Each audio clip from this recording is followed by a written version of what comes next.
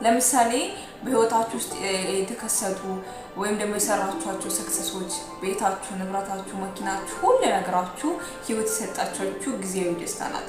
እንዴት ሊሆን ቻለ ካላችሁ ወይም ደግሞ አንቺ እኮ ይሄን ልትናገሪ ያቺን ብላችሁ ካሰባችሁ ደግሞ እንደ ሃይማኖትም እንደ እስልምናም እንደ ማንኛውም ሃይማኖትም ቢሆን ወይም ደግሞ አንድ ሰው ሰክሰስ አድርጎ ቢሊየነር ሆኖ ኤፒሶድ መጽሐፍ ታገዳብጡ ሁሉም ሀብታሞች የሚጠይቁትን ጥያቄ አለ። አሁን ያገኘውን ሀብትህን ንብረትን ካፈራ በኋላ የምትመኘውን ያህል ደስታ አገኘህ ወይ ተብሎ ሁሉም ይጠይቃሉ፣ ባለሀብቶች ማለት ነው።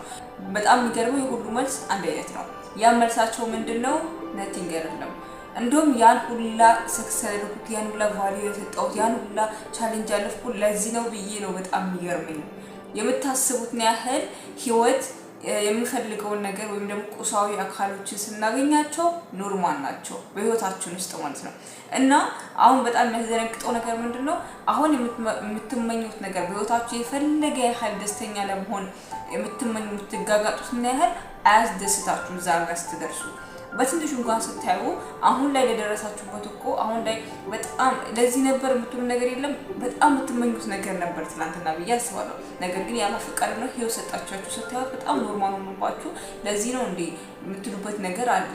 በጣም የሚገርመው ነገር ደግሞ እኛ በተቃራኒ ነው የምናስበው። እንዴት ነው ያን ነገር ስናገኘው በጣም ደስተኛ እንሆናለን እና ያን ነገር እንጨርሰው ወይም ደግሞ ያን ሰው ለማስደሰት ይሄ